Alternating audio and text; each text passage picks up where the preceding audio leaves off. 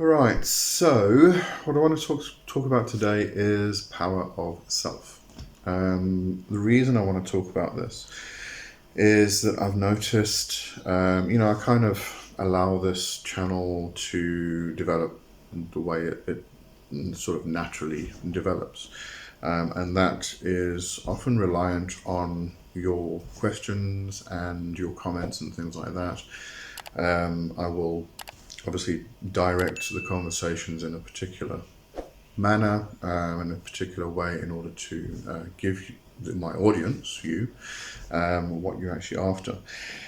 However, there is a sort of a trend that I've been noticing within comments and questions, which kind of revolves around the idea of, in order to achieve something, you have to call a spirit. And this is not always the case, and probably shouldn't be the only way to do things. But if I feel a lot of people are thinking this, that you have to be reliant on spirits. There's a lot of magicians who don't work with spirits at all. There are some that don't believe in spirits; they only believe in themselves. So you do have these practices where spirits aren't involved. But on this channel, we do talk about spirit communication and working with spirits a lot.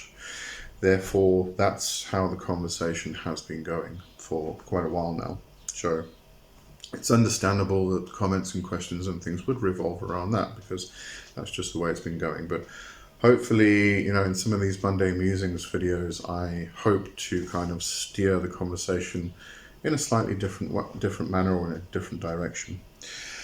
So this whole idea of relying purely on external forces, on the spirits themselves, to accomplish particular goals that you want to accomplish yourself, can, not the only reason, but can sort of originate from a Christian background, really, of the idea that we are reliant on this external force, God, Jesus, whatever that external force is for a particular person within Christianity and Catholicism, not just those, the monotheistic religions that are reliant on this external force, and you are secondary kind of thing. That attitude kind of comes across, but we are on magical paths. We are learning how to do magic. We are all of these, this path that we're on, that we talk about on this particular channel. It's about empowering yourself. It's about becoming a better you. It's about development of yourself. And that is obviously something that you need to do. You can do it with the spirits, but the spirits are going to want to push you to become better, and to, again, empower you. Rather than relying on them, is to rely on yourself more than anything else. So I do think there needs to be a shift in perspective from this idea of relying just on the spirits. A lot of questions and comments I get are sort of kind of like, I want to achieve this thing, which spirit do I call? Why do you need to call a spirit in the first place? It should be more along the lines of, I need to achieve this thing, what can I do? And if that involves calling a spirit in order to sort of attune yourself or resonate at that particular energy that spirit holds in order to achieve the goal yourself, then that's cool. That's fine. But there seems to be this shift towards calling a spirit in order for the spirit to achieve the goal for you. No, definitely not. You're the one who needs to do the work. You're the one who has the power. You're the one who has to achieve the goal. And that is done through the use of various tools, and using the spirits or calling the spirits in order to resonate at the energy that spirit holds is just one particular tool. But there are many others. Look into sigil magic, look into creating servitors. I mean, that's your own an extension of yourself, really, is creating a servitor. That's you. It's just concentrated into a particular energy form, which has been programmed to achieve a particular thing, and you send it out and go do it. But that's you. That's all about you. You can look at candle magic, for instance. Even just doing candle magic, you are kind of depending on what you're doing, you could be incorporating colors and herbs and things like that, which is or bringing in particular energies in order to aid the magic you're doing. You could bring in the forces of the elements, the planetary forces, adding all of these particular energies to your working. But at the end of the day, you're doing this in order to accomplish the goal yourself, rather than relying on some other external force. It's the difference between using the energy which you can resonate with from a particular planet.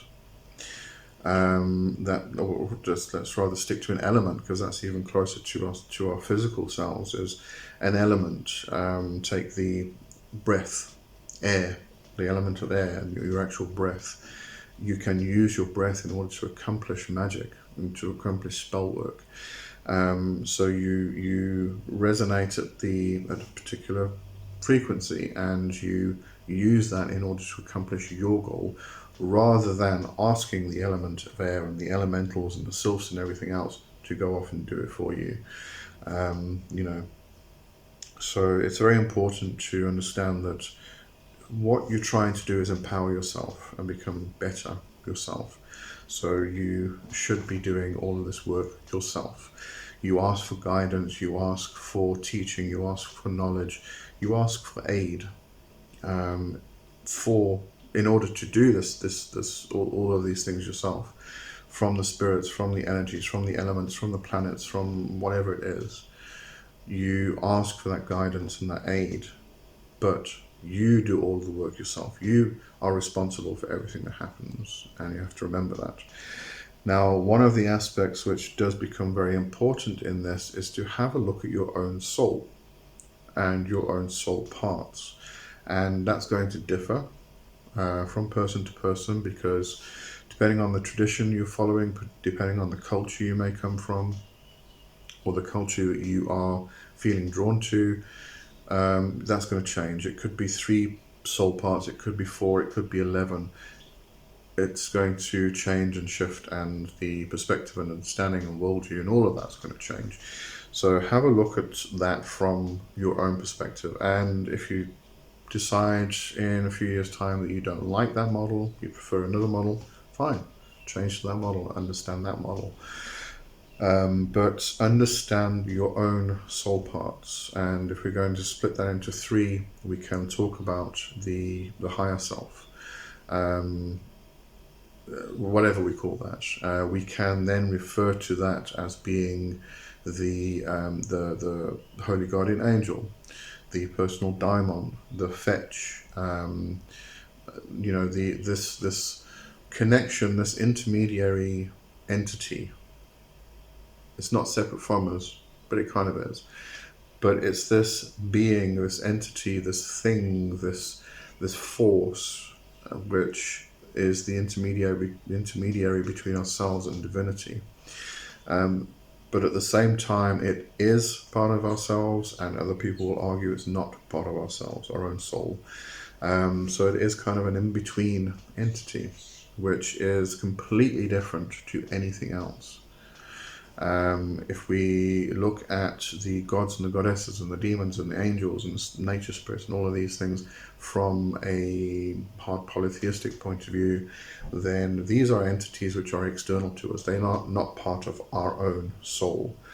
If we can look at this from a different worldview, a different perspective, that we are connected to all things, yes we are, but we are also individuals, okay? So we have all these entities that are external to us. And these are the entities that a lot of people are relying on. But we also have this entity, this being, this soul part, which is between ourselves and that, and the divinity. between our internal and our external.